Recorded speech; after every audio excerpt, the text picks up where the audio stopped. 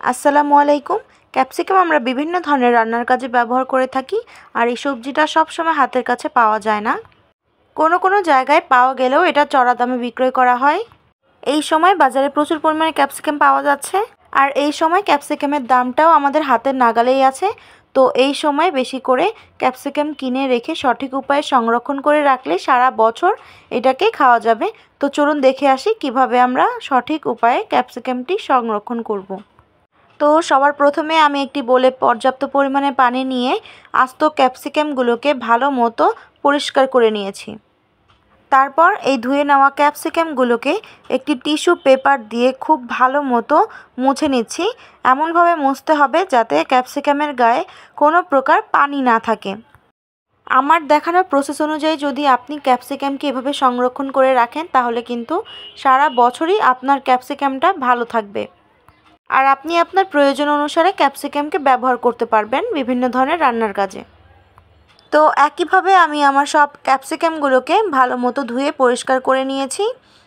তারপর একটি ছুরির সাহায্যে আমি আমার পছন্দ মতো ক্যাপসিকামগুলোকে কেটে নিচ্ছি। আপনি আপনার পছন্দ মতো ক্যাপসিকামগুলোকে কেটে নিতে পারবেন।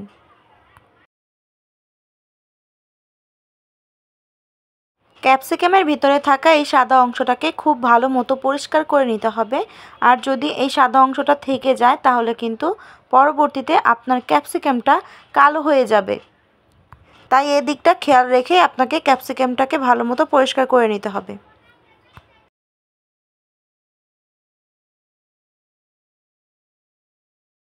এরপর আমি ক্যাপসিকামের মাঝের অংশটাকে চিকন চিকন করে স্লাইস করে নিচ্ছি। আপনি আপনার পছন্দ অনুযায়ী কেটে নেবেন। এভাবে স্লাইস করে নিলে আপনি পিৎজা, নুডলস কিংবা ফ্রাইড রাইসে ব্যবহার করতে পারবেন। আর এই তো সবগুলো ক্যাপসিকাম আমার কাটা হয়ে গেছে। আর এরপর একটি ট্রের মধ্যে আমি টিস্যু পেপার বিছিয়ে দিয়েছি, আর এর মধ্যে কেটে রাখা ক্যাপসিকামগুলোকে ছড়িয়ে দিয়ে দিচ্ছি। আর এখানে টিস্যু পেপার দেওয়ার কারণ হচ্ছে ক্যাপসিকামের মধ্যে যে এক্সট্রা পানিটা রয়েছে সেটা যাতে সোপ করে নিতে পারে। তারপর আরও একটি টিস্যু দিয়ে আমি উপরের দিকটা হালকা প্রেস করে করে পানিটা মুছে নিচ্ছি। এবারে ক্যাপসিকামের বাকি অংশগুলোকে আমি ফেলে দেব না, এগুলো আমি অন্য রান্নার কাজে ব্যবহার করব। যেমন চিলি চিকেন রান্নার ক্ষেত্রে কিন্তু এই ক্যাপসিকামগুলো ব্যবহার করা যায়। এর জন্য আমি একটু ছোট ছোট স্কোয়ার সাইজের কেটে নিচ্ছি। সেম প্রসেসে এই ক্যাপসিকামগুলোকেও আমি 1 ঘন্টার জন্য ডিপ ফ্রিজে ফ্রোজেন করে রাখবো।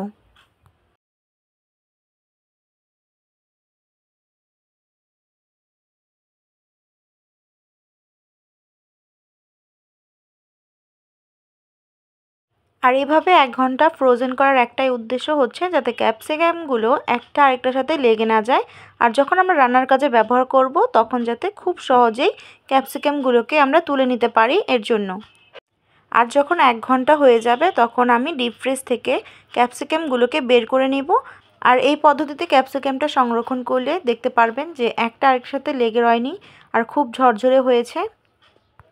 আর এই পর্যায়ে আপনি চাইলে যে কোনো এয়ারটাইট বক্সের মধ্যে একটি টিস্যু রেখে তারপর ক্যাপসিকামগুলোকে সারা বছরের জন্য সংরক্ষণ করে রাখতে পারবেন।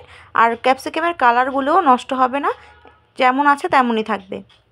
আমি এখানে ক্যাপসিকামগুলোকে একটি জিপলক ব্যাগের মধ্যে সংরক্ষণ করে রাখছি। আপনার হাতের কাছে যদি না থাকে সেক্ষেত্রে কিন্তু আপনি যে কোনো এয়ারটাইট বক্স ব্যবহার করতে পারেন। সেক্ষেত্রে প্রথমে হচ্ছে বক্সের মধ্যে একটি টিস্যু পেপার বিছিয়ে দিবেন, তার ওপর হচ্ছে ক্যাপসিকামগুলোকে রাখবেন।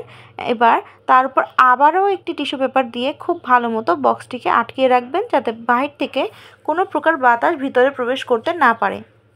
আর এভাবেই আমি সবগুলো ক্যাপসিকামকে সারা বছর জুড়ে সংরক্ষণ করে রাখবো। আর এভাবে রাখার কারণে এর স্বাদ, রং কোনোটাই কোনো পরিবর্তন হবে না। আর আপনি যে কোনো রান্নার কাজে যে কোনো সময় এটাকে ব্যবহার করতে পারবেন।